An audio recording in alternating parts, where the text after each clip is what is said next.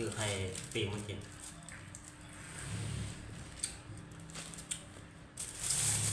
ตอนนี้กินเขาเลย25 บาทเลย3 ลูก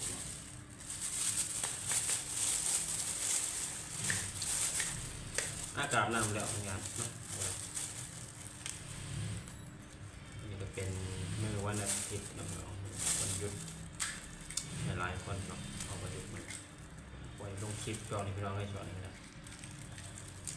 การกับไลน์เนี่ยเนาะได้มาลงคลิปตัวเลยอ่อนเลยพี่น้องตัวนะเนาะว่ามันเป็นห่อนหนาแรงแล้วพี่น้อง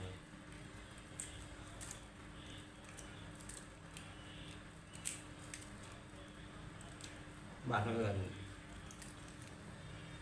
ไข่ส่งเครื่อง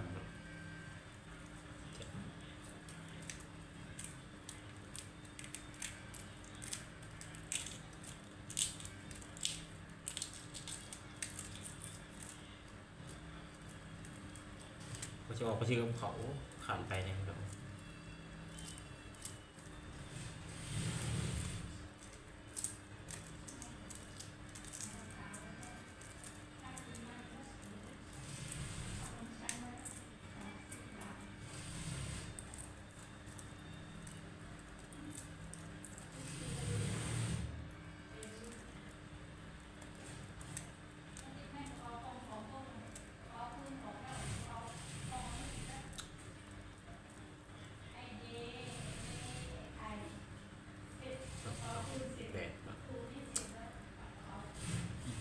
หอมดีไหมครับ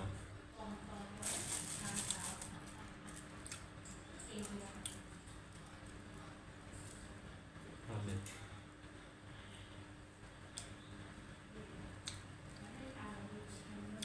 บ้านเฮาเนี่ยเพิ่นสิใช้รักหอมหอมลูกละ1,000ในบ้านเฮาไม่รู้ว่าตอนนี้ต้องขึ้นราคาแล้วบ่ตอนนี้ขึ้นราคาแล้วไม่แน่ใจครับเนาะเพราะว่าบอกไปเลย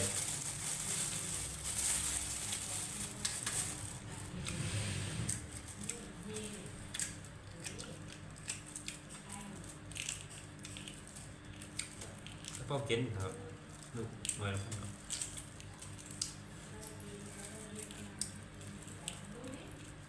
เขาแนวแล้วพี่น้องเนาะแล้วก็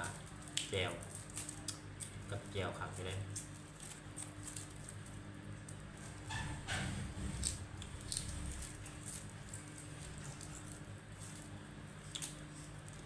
ตำมะคุง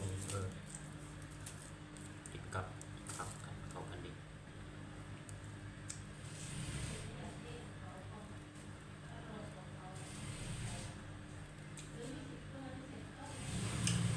ดูว่าพี่น้องเนาะ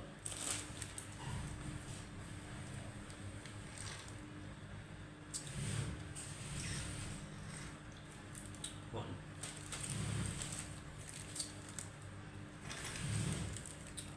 บรรยากาศคึมๆรู้พ้นที่ตกระบบนะมือนั่นเหรอตกตัวมือนั่นห่อนี่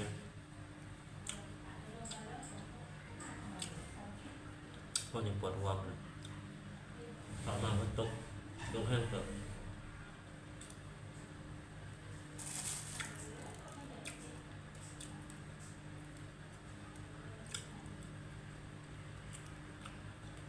งานผมมีเวลาอัดคลิปเนาะเอาอ่ะ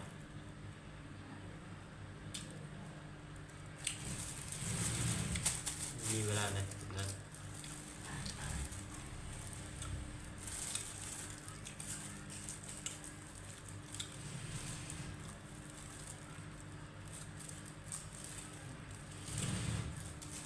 อีกเดือนช่วงเนี่ยต้องการแล้วไหวขนาดปีหนึ่งเนาะ2 ปีเลยน้องธนกรรมบ้าน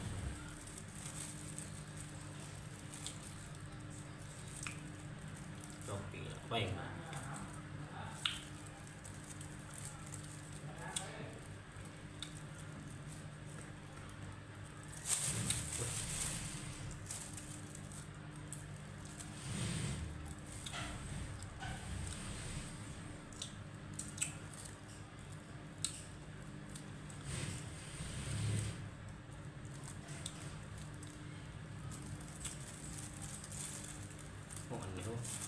แกะเนี่ย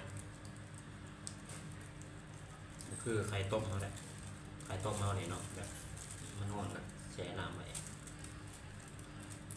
อันนี้ถ้าว่าแช่น้ำนี่ให้ผมเป็นตะกินเด็กเนาะไข่ทรงเครื่องมันจะเป็นมีรสชาติเลย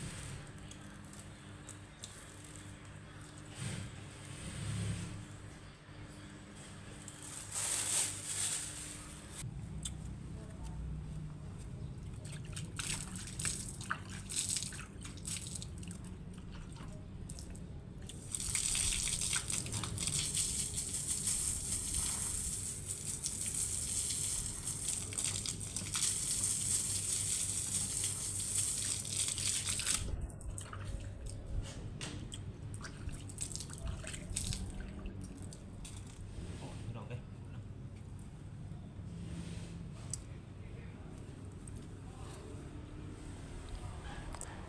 ตากผ้าเสาเนี่ยก็ได้แห้งแป๊บเดียวนะแช่ไว้ตะขึ้นเลยพี่น้องเพราะว่าสักไว้ตะขึ้นเนาะเลิกงานมาแล้วก็สักแช่ไว้ตื่นมาตอนเช้าก็เอากะมาตากแป๊บเดียวโหดโอ้กระดาษฟ้าพี่น้องเอ้ย